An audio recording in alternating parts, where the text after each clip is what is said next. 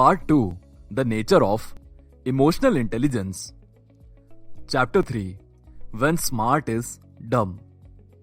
अब जब हमें पता है कि इमोशंस क्या होते हैं, तो अब हम इमोशनल इंटेलिजेंस क्या होती है ये समझेंगे और उन्हें 5 स्किल्स में डिवाइड करके उनका डिटेल एनालिसिस करेंगे. Emotional intelligence and destiny. Knowing your emotions. आपने अपने इमोशंस के बारे में जानना है. मैनेजिंग योर इमोशंस, स्पेशली अपने नेगेटिव इमोशंस जैसे एंगर, एंजाइटी, स्ट्रेस. खुद को मोटिवेट करना है. दूसरों में इमोशंस या एम्पैथी नोटिस करना है और रिलेशनशिप्स हैंडल करने हैं.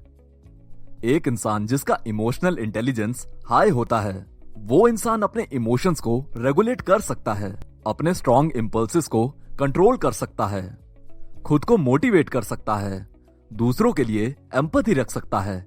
इसीलिए वो ज्यादातर लोगों से रीजनेबल होप्स रख सकता है.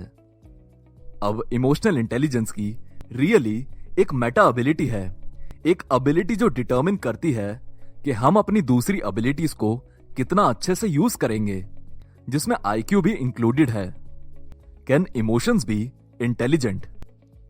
अपने इमोशंस के बारे में जानना एक तरह का सेल्फ अवेयरनेस होता है. सेल्फ अवेयरनेस अपनी फीलिंग्स को रिकॉग्नाइज करने की एबिलिटी है. एबिलिटी जो हमें हमारी फीलिंग्स को मॉनिटर करने में हेल्प करती है, जो हमें खुद को और हमारी साइकोलॉजी को समझने में हेल्प करती है. जबकि अपने इमोशनल रिस्पॉन्सेस समझे बिगर ही हम अपने डिसीजंस इमोशंस पर ही छोड़ देते हैं, जो मैक्सिमम लोग गलत करते हैं. इसीलिए हम अपने इमोशंस को लेके जितना ज्यादा सर्टन होंगे, तो पर्सनल डिसीजन लेना हमारे लिए उतना ही ज्यादा इजी हो जाएगा. आपने नोटिस किया होगा कि सिचुएशन में कभी कभार माइल्ड सा शिफ्ट आने पर भी हमारा मूड काफी हद तक बदल जाता है, और ये चीज हमारी डिसीजन मेकिंग एबिलिटी को भी इन्फ्लुएंस करती है.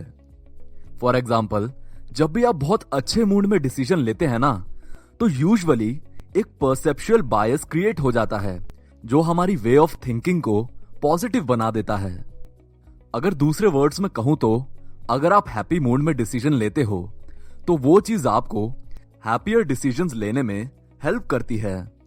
और जिसका ऑपोजिट भी सच है. जब आप बुरे मूड में होते हो और डिसीजन लेते हो, तब वो चीज हमें नेगेटिव थिंकिंग की तरफ ले जाती है. तो इसलिए अगर आप वर्स्ट मूड में डिसीजन लोगे, तो वो डिसीजन हमेशा नेगेटिव ही होगा. अपनी फीलिंग्स के बारे में अवेयर होना ये दर्शाता है कि हम तुरंत रिएक्ट करने के बजाय अपने फीलिंग्स को एक आउटर पॉइंट ऑफ व्यू से ऑब्जर्व कर सकते हैं. अब इसका मतलब यह है कि अगर हम अपनी फीलिंग्स के बारे में अवेयरनेस रखते हैं, तो गारंटीड हम अपनी फीलिंग्स को चेंज भी कर सकते हैं. ये दोनों बातें एक्चुअली साथ साथ चलती हैं. सो खराब मूड पहचानने का मतलब यह है कि आप उस मूड से बाहर निकलना चाहते हैं, जो सिंपल सी चीज है, लेकिन इमोशनल इंटेलिजेंस के लिए बहुत इंपॉर्टेंट है.